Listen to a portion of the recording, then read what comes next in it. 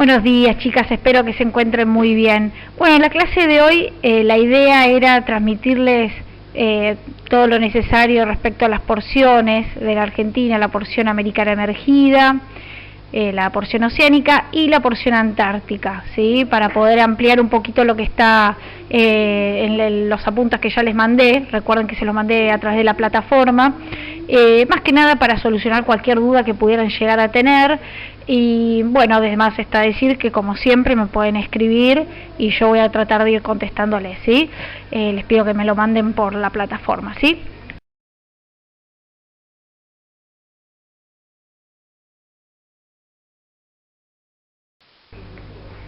Bueno, la Argentina está dividida en 3 secciones o porciones, ¿sí? Por un lado, la porción americana emergida, que es la parte continental de nuestro país, que está ahí incluido, obviamente, las 23 provincias y la ciudad autónoma de Buenos Aires, ¿sí? Básicamente es eso que yo les estoy marcando ahí en la imagen. Está el límite internacional marcado con color rojo. Obviamente no estoy incluyendo las Islas Malvinas, ni tampoco las Islas Australes, ni tampoco la porción antártica, porque es parte de lo que viene a continuación, ¿sí? Por otro lado, entonces, ahí está la otra sección, la porción oceánica, ¿sí? Esto incluye las masas oceánicas, es decir, las aguas oceánicas, todo lo que es el mar, ¿sí? Los fondos oceánicos, o el fondo marítimo, que es decir, de donde está la plataforma continental. Bueno, yo después eso se los voy a ampliar en la próxima diapositiva. Y después lo que son las islas, ¿sí? ¿Por qué incluimos las islas dentro de la porción oceánica? Porque como es parte de la plataforma continental, es parte de un fondo que después emerge, pero está rodeado de océano, de mar, por eso es que se lo considera dentro de esta porción, ¿sí? Acá vamos a incluir a las Islas Malvinas, las Islas Australes como las Orcadas, las Sandwich, ¿sí? Bien. Y después está, bueno, ahí se las marco en el mapita, ven que está toda esa sección, ¿sí?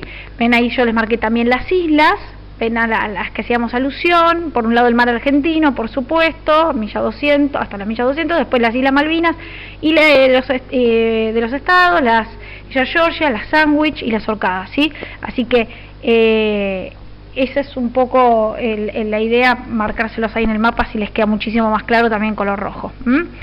Después está la porción antártica, ¿sí? La porción antártica, ahí, fíjense en el mapita, está enmarcado como si fuese un triángulo. ¿Por qué un triángulo? Porque no nos olvidemos que es una esfera, ¿sí? Entonces estamos hablando desde, ahí ven que se los marco ahí también, ven la cercanía ahí al continente, es esa sección, bien.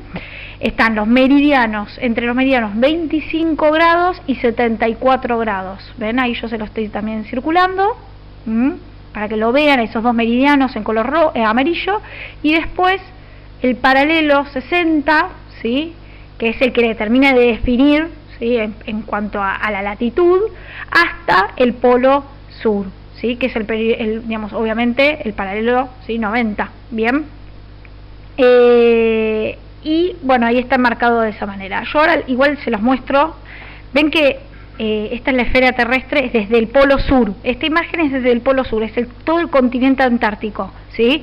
Es todo de esa masa continental. Y fíjense que ahí les estoy marcando con el triangulito para que lo vean bien claramente cuál es la porción que la Argentina no es que tiene una soberanía, sino que ha hecho sus reclamos sobre esos espacios y ha acordado con otros países llegar a un acuerdo para poder tener ciertos derechos sobre estos espacios, ¿sí? Sobre estas latitudes y estas longitudes, ¿bien?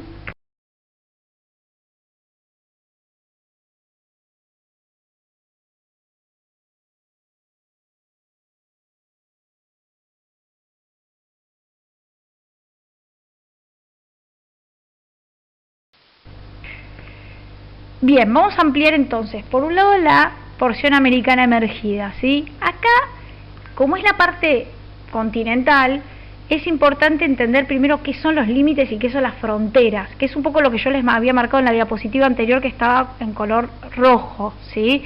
La idea es ampliar un poco sobre estos límites y fronteras, porque en Argentina la realidad es que llega a estas resoluciones no porque se ha definido así, lo ha definido un cartógrafo, ¿sí? Sino que ha tenido diferentes conflictos, inclusive algunos que han llegado casi hasta al pie de una guerra, ¿sí? Entonces son conflictos muchos de ellos. Otros conflictos que no han llegado necesariamente a una instancia de guerra, sí han tenido conflictos en donde no hemos podido llegar a un acuerdo y ha tenido que intervenir alguien externo, ¿sí? Alguna entidad o algún tipo de autoridad o arbitraje, ¿bien? Yo ahí, para que quede bien claro qué son los límites y qué son las fronteras, porque muchos se los confunden, piensan que es lo mismo, ¿sí? Por un lado, el límite internacional es eso que yo les estoy marcando en color naranja, ¿sí? Fíjense que está con una línea, línea punto, ¿sí? En general en los mapas lo van a ver así, con ese tipo de línea y punto, ¿bien? Lo van a ver país A y país B, ¿sí? Esa línea y ese límite internacional es una línea convencional, una línea imaginaria, ¿sí? Que separa a dos estados que son contiguos, ¿sí? Eso es algo que muchos chicos se terminan olvidando y no me lo dicen, pero son dos estados contiguos. Es decir, un límite internacional, ¿sí? Es una línea imaginaria que separa o divide dos estados que están contiguos, ¿bien? Que son limítrofes, dicho de otra manera, ¿no? Eso es el límite internacional.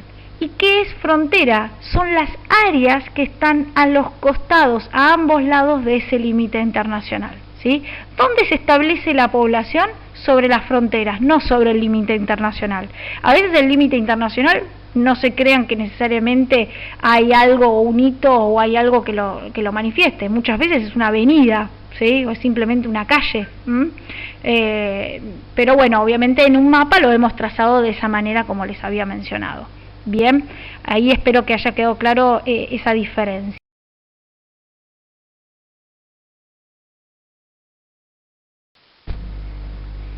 Bien, los límites internacionales, más allá de la definición que ya dijimos, se pueden tener diferentes tipos de apoyo, ¿sí?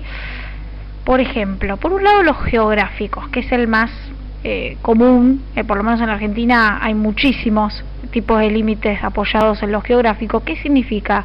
Que para establecer el límite internacional se tienen en cuenta las montañas o los ríos o algún elemento físico o de la naturaleza que esté presente, ¿sí? Entonces, que ese es el límite que se fija, ¿bien? Por ejemplo, en la Argentina tenemos muchos casos en donde hay altas cumbres, ¿sí? En toda la cordillera de los Andes, ¿sí? En nuestro límite entre Argentina con Chile, se estableció mucho este tipo de apoyo, ¿sí? En donde pasan las máximas alturas es lo que hace fijar el trazo de la línea imaginaria del límite internacional, ¿sí? Después, ¿qué puede pasar con los ríos? Por ejemplo, cuando hay máximas profundidades, es decir, que se traza la línea imaginaria del límite internacional en el punto en donde hay máxima profundidad, ¿sí? En donde hay donde está el punto más profundo de todo el río, ¿sí? Digamos, para hacerlo bien gráfico, si yo tuviese en el fondo una máxima profundidad de 20 metros, vamos a suponer, y en la costa, cercana, digamos, en la cercanía de la costa tenemos 10 metros, bueno, claramente por donde están esos 20 metros es en donde se va a fijar ese límite. Un poquito más adelante se vuelven a tomar referencias de cuál es la profundidad y se vuelve a trazar otra línea, ¿se entiende? Es decir, a una distancia muy cercana se empiezan a contabilizar y por donde pase la máxima profundidad, si más adelante hay 22 metros de profundidad, pasa por esos 22, ¿se entiende? O sea, es lo contrario, por decirlo de alguna manera, a las altas cumbres, ¿sí? En el sentido inverso, la máxima profundidad. Y otra es la de las vertientes de los ríos, es hacia donde tienden los ríos, hacia donde desembocan, ¿bien? Si desembocan en el Atlántico o desembocan en el Pacífico. En general en la Argentina las altas cumbres son coincidentes con las vertientes de los ríos, en general, ¿sí? Así que porque ahora les voy a mostrar una imagen, por ejemplo, donde están la línea punteada de ese color violeta, fíjense que es por donde pasan las máximas alturas, ¿sí? Eso es lo que ha trazado, pero fíjense cómo los afluentes terminan desembocando todos en un gran río colector, que es el río principal, ¿sí? Que es el que después va a terminar desembocando o en el Atlántico o en el Pacífico, ¿sí? Bien, después tenemos los geométricos. ¿Qué significa esto? Que para hacer y trazar la línea imaginaria se apoya, por ejemplo, en un cálculo matemático en donde se eligen dos puntos al azar, ¿sí? Entre una costa y la otra, o sea, dentro de un río, por ejemplo, puede ser sobre una margen y la otra margen, se establecen dos puntos, se miden y se traza una línea a la mitad, como para que sea lo más equidistante posible. ¿Qué significa eso? Que haya que cada país tenga la misma capacidad y la misma cantidad de metros entre ambos, ¿sí? Esto pasa en la Argentina bastante, con algunos puntos específicos. Véanlos en lo que les mandé en los apuntes o en el manual. Véanlo, porque ahí está bien clarito los casos en donde ahí se traza una línea medio de un río, por ejemplo, ¿no? El caso más común es la línea medio de un río. En el río de la Plata, gran parte del río de la Plata está delimitada entre Argentina con Uruguay por la línea medio de un río, ¿sí?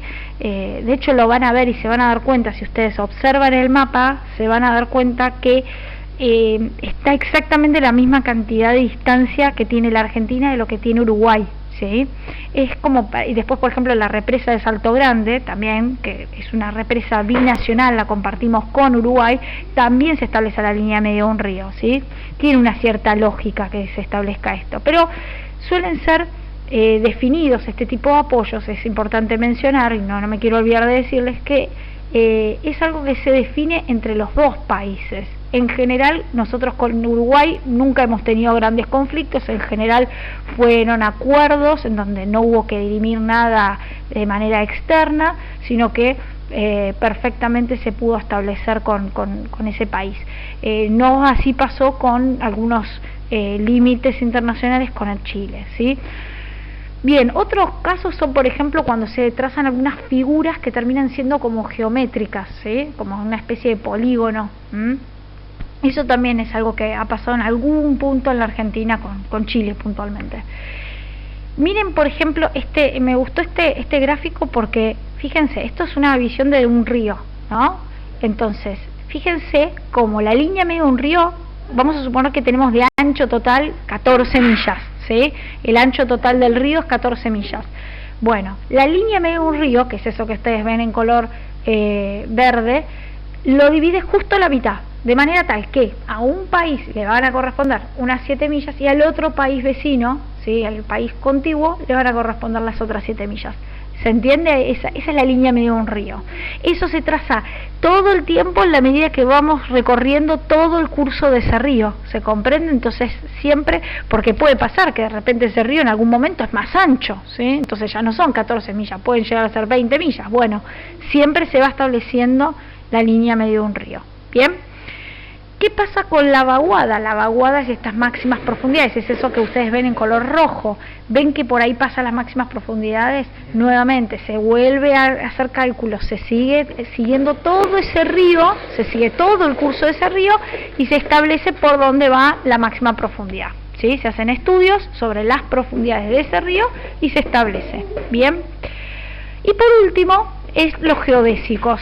¿Qué tipo de apoyo utiliza? Las coordenadas geográficas. ¿Cuáles son las coordenadas geográficas? Los paralelos y los meridianos, ¿sí? La Argentina tiene muchos límites internacionales basados en los paralelos y los meridianos, pero lo que tiene aún más son límites interprovinciales que utiliza este tipo de apoyo, ¿sí?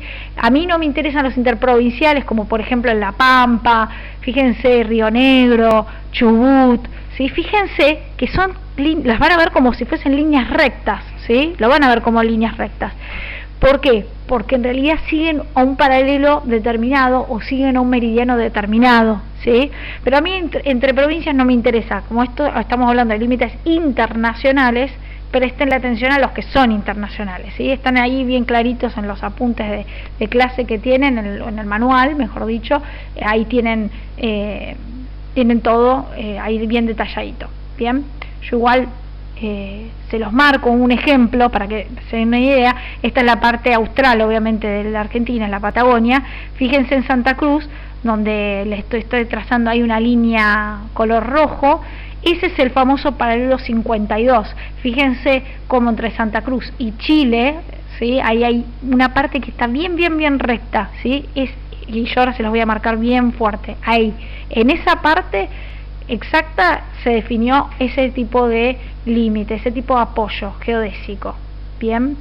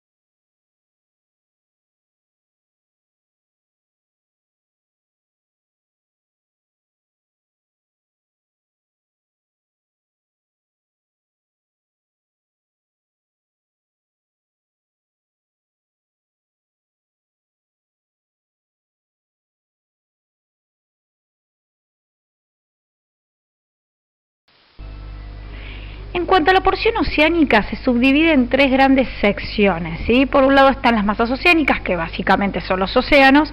Después están los fondos oceánicos o fondos marinos, todo el lecho marino. Y después están las islas, que no es nada más ni nada menos que ese mismo lecho marino que emerge, ¿sí? Desde la plataforma emerge y uno lo ve sobre el nivel del mar en forma de isla, ¿sí? Diferente a lo que son los llamados hotspots que ya hablamos en algún momento, que son esos puntos calientes en donde emerge por una acción volcánica, pero no es ese el caso, sino que en este caso de islas es cuando ese mismo fondo marino emerge sobre el nivel del mar. A mí me gustó esta imagen que yo les voy a representar acá, que les tienen en sus apuntes. Fíjense bien a la izquierda que dice costa y después dice línea de base.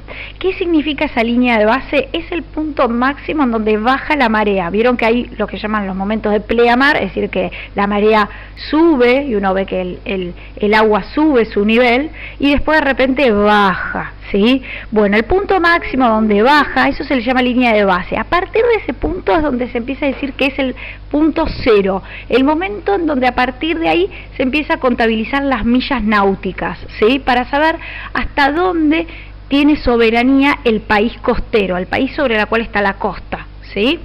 Esto es muy importante, esto lo establece ya la Convención del Mar, ¿sí? Que ya hablamos en una diapositiva anterior, ¿sí? La Convención del Mar es el que le da respaldo a todo esto que estamos diciendo, ¿sí? Está establecido y muchísimos países han firmado.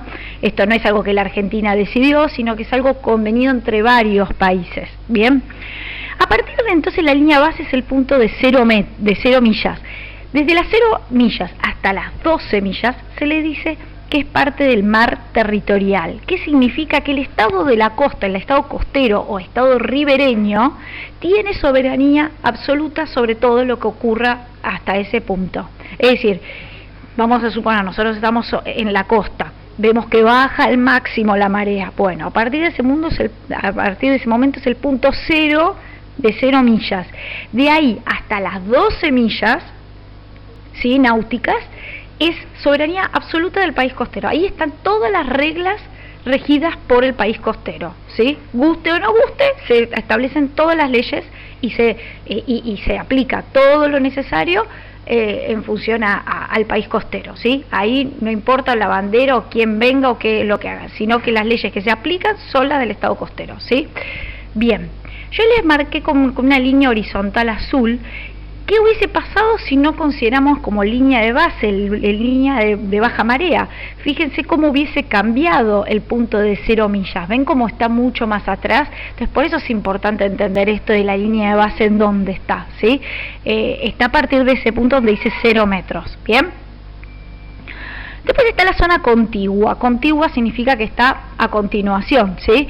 Es una zona, por decirlo de alguna manera, de transición hacia la otra zona, que es la zona económica exclusiva. Va desde las 12 millas hasta las 24 millas, ¿sí? Es ese tramo, esa distancia, y ahí es una zona, ¿sí?, en donde el Estado costero puede tomar medidas en torno a lo que tiene que ver con lo sanitario, con lo aduanero, con las cuestiones de inmigración, las cuestiones fiscales. ¿Qué son las cuestiones fiscales? Las cuestiones impositivas, las cuestiones que tienen que pagar impuestos, ¿sí?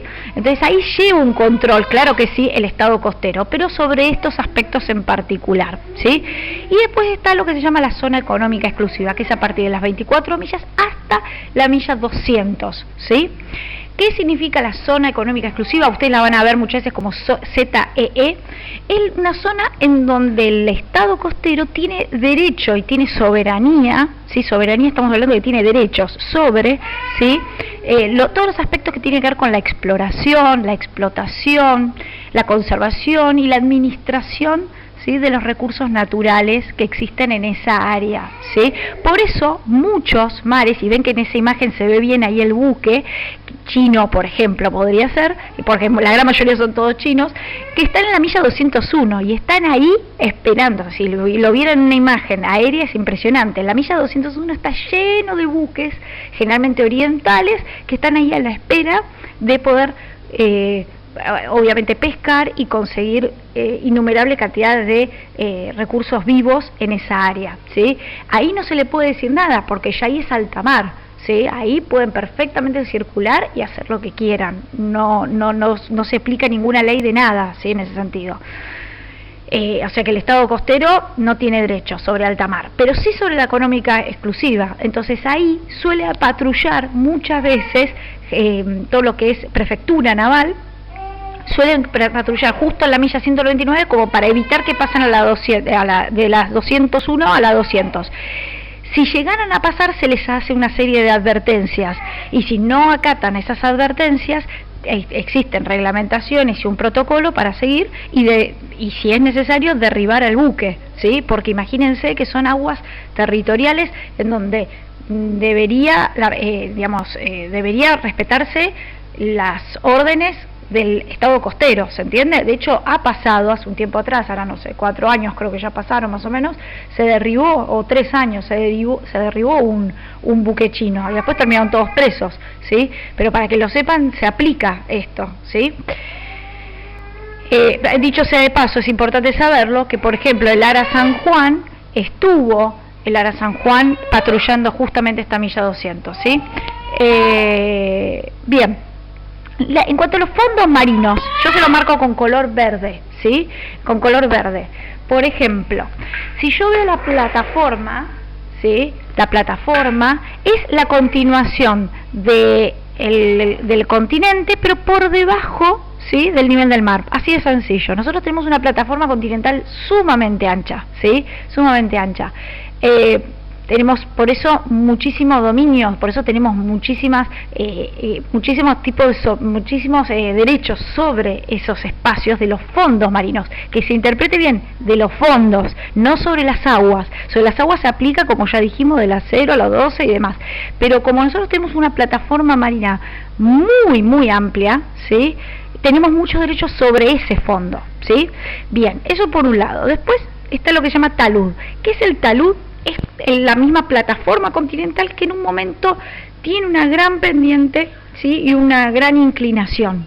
Bien, eso es el talud. En la Argentina el talud generalmente es como si fuese escalonado, ¿sí?, como si fuesen escalones, van bajando de a 1000 o 2000 metros, de hecho el Ara San Juan se ha encontrado en el talud, ¿sí?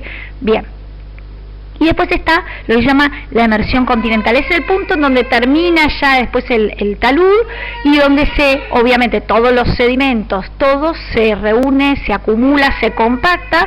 Por eso es una zona de muchos recursos interesantes, como por ejemplo el gas, el petróleo, ¿sí?, minerales. Muchísimos yacimientos se encuentran en esta zona, ¿sí? Bueno, es una zona sobre la cual tenemos derechos, ¿sí?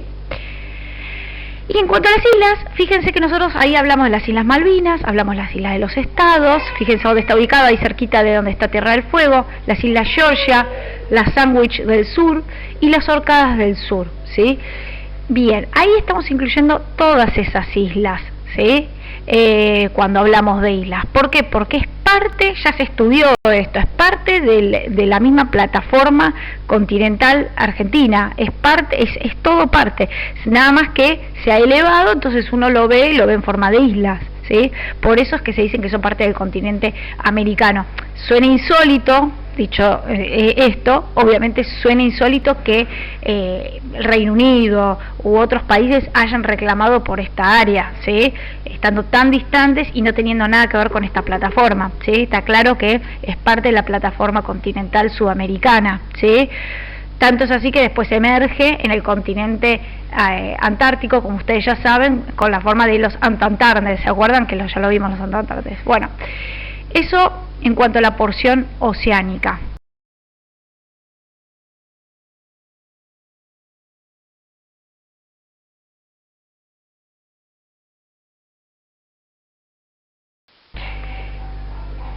En cuanto a la porción antártica, yo ahí les muestro nuevamente la misma imagen. Fíjense el espacio triangular que ya hablamos anteriormente, ¿sí? Eso es lo que se incluye dentro de la porción antártica argentina. Y la Argentina hizo un reclamo territorial en 1948 y se basaba en diferentes argumentos. Esto es importante entenderlo, van a aparecerles parecido a los argumentos que establecimos con las Islas Malvinas, pero bueno, porque tiene mucho de similitud, por supuesto. Por un lado, la proximidad geográfica. Fíjense lo próximo que se encuentra a la Isla Grande de Tierra del Fuego, ¿sí? Más concretamente, para que se den una idea, de Ushuaia hasta 1000 kilómetros, ¿sí? No es mucho. Piensen que en un barco, en una especie de crucero, se llega en 2 días, ¿sí? O sea, es realmente muy cortita la distancia. Se atraviesa el pasaje de Drake y se llega rápidamente. En avión se tardará 1 hora 45, 2 horas a lo sumo, ¿sí? O sea, es realmente muy cortita la distancia. Entonces, por el otro lado, la continuidad geológica. ¿Se acuerdan que hablábamos también de este tema de los fondos marinos? Bueno, se ha determinado que es parte de la misma estructura geológica, ¿sí? Y después está la ocupación permanente. Bueno, perdón, algo que me olvidé decirles sobre lo anterior, la continuidad geológica. Tanto es así que se acuerdan que siempre hablamos de los famosos Antartandes, ¿sí? Es esta continuación de la cordillera de los Andes que se sumerge, después de haber pasado por la Isla de los Estados, se sumerge y vuelve a reaparecer en las Islas Orcadas, en la Georgia, hace como una vueltita, un giro, y vuelve a reaparecer en la península antártica, ¿sí? Después, la Argentina tuvo una ocupación permanente en el Observatorio Meteorológico y Magnético de las Islas Orcadas, desde 1904, que tiene incidencia, entonces digamos, tiene el registro de todo lo que acontece en toda esta zona, en toda esta área, y mucha participación. Y después está, perdón, se los repetí, y después está lo que se llama los territorios de herencia de España. Siempre hablamos del virreinato del Río de la Plata. ¿Se acuerdan que nosotros siempre heredamos esos territorios? ¿Sí? ¿Se acuerdan? Heredás todo lo que poseías. Bueno, justamente como nosotros poseíamos todo lo del virreinato del Río de la Plata, por supuesto este espacio que también estaba incluido, también lo deberíamos haber heredado. Bien. Después, obviamente, innumerable cantidad de participación en trabajos e investigaciones científicas. La Argentina siempre tuvo incidencia y siempre ha hecho aportes, ¿sí? Entonces eso también ha sido parte del argumento, por lo cual la Argentina ha establecido o ha solicitado tener un reclamo territorial y ciertos derechos sobre esta área. Definitivamente la Argentina tiene ciertos derechos, tiene de hecho la posibilidad de tener bases militares y científicas de ocupación permanente. Algunos otros no son de ocupación permanente, pero básicamente la Argentina tiene mucho sobre esta área junto con Chile. Obviamente, pues es un área compartida, tenemos bases tanto argentinas como chilenas y hacemos aportes continuamente. Hay reuniones periódicas, una vez al año se reúne todo lo que es el sistema antártico y todos los países y hacen una puesta en común sobre todo lo que han encontrado, nuevos experimentos y demás. Obviamente existen ciertas pautas que todos los estados tienen que respetar, ¿sí? El tema de la no contaminación, además está decir que nada de todo eso se puede hacer, ni explosiones nucleares, ni arrojar desechos radioactivos, es decir, además está decir, fíjense qué época, ¿no? 1948 la Argentina hace su reclamo, pleno, ¿sí? Momento de la Guerra Fría. ¿Por qué? Porque era una zona muy reclamada por todos los países que estaban haciendo, digamos, tratando de obtener nuevos territorios y obviamente ¿para qué? Para posibles explosiones, pruebas nucleares y demás. Entonces, como existía esta iniciativa de todos querer estos espacios, obviamente la Argentina no se quedó atrás y también hizo su reclamo correspondiente, ¿sí? Finalmente, ¿a qué se ha llegado? Se ha llegado a la conclusión de hacer lo que se llama el Tratado Antártico, que hoy en día es parte de lo que se llama un sistema antártico. Esto se acordó en 1959 y finalmente se entró en vigencia este acuerdo o este tratado en 1961. Tenía una vigencia hasta 1991. Este Tratado Antártico, ¿qué es lo que establecía? Establecía que todos los países teníamos que tener derecho a poder investigar, a poder hacer aportes, obviamente con sus reglas y con todas las limitaciones lógicas de este espacio, ¿sí? Pero la idea era justamente poder hacer que este espacio sea para todos y que sea un espacio de investigación. Algo muy distinto a lo que pasó, fíjense, en el Ártico y fíjense el deterioro del ambiente que hay en el Ártico. Acá en la Antártida lo que se intentó es, por el contrario, intentar preservar todos estos recursos para la posteridad y para que las generaciones futuras también pudieran acceder. Fíjense que se han hecho muchos aportes a lo que es la actividad foquera, ¿sí? Para justamente no evitar que se extingan estas especies. Respecto a los pingüinos también, hay pingüinos emperador, que son pingüinos enormes, gigantes, así que bueno, para preservar toda esta fauna y también todo este espacio cubierto de hielo, ¿sí? Todo este territorio cubierto de hielo, que es una importantísima fuente de agua dulce, ¿sí? Entonces, la importancia de poder preservarlo, ¿sí? Acá todos los países, todos los que están interesados lo terminaron firmando. Como les dije, terminó la vigencia en 1991, pero sin embargo hubieron protocolos y acuerdos posteriores que de alguna manera reafirmaban que el Tratado Antártico estaba correcto y digamos, es como que lo fueron rectificando en la medida en que hubieron otros acuerdos y protocolos, porque se tenía en cuenta obviamente lo anterior, se sobreentendía que todo lo anterior seguía vigente, ¿sí? Entonces, tácitamente sigue vigente este acuerdo, ¿sí?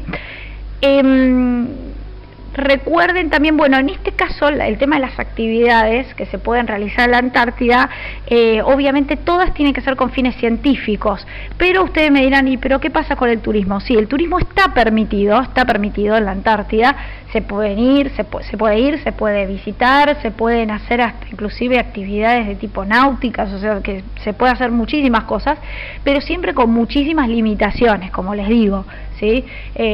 Por ejemplo, los buques turísticos no pueden tener más de una determinada cantidad de turistas, tienen que ser de un determinado tipo, no pueden eliminar desechos que sean tóxicos, no pueden, entonces hay un montón de reglamentaciones lógicas y que son muy buenas y que han permitido que esta área siga siendo tan inhóspita como hace un tiempo atrás, ¿sí? Es decir, a pesar de que ya hace un tiempo están haciendo la actividad turística, la verdad es que se mantiene bastante bien, más allá de que obviamente con el correr del tiempo el cambio climático ha hecho sus efectos también sobre esta área, ¿sí? Pero la actividad turística no fue lo que lo originó, sino el propio calentamiento global, ¿sí?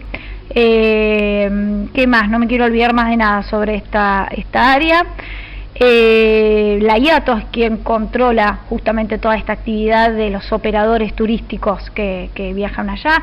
Está todo muy limitado y, como les digo, esta área se puede visitar en realidad, fíjense, nada más que 3 meses al año, no se lo puede visitar durante el resto del año, o sea que son 3 meses en donde hay que regular la cantidad de habitantes que lo van visitando, ¿sí?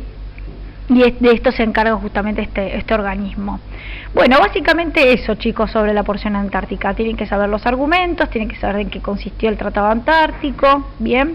Y entender que en realidad, si bien nosotros tenemos un reclamo de soberanía sobre esta área, es un continente que se le dice que es el continente de todos, ¿sí? Así que bueno, eso es básicamente.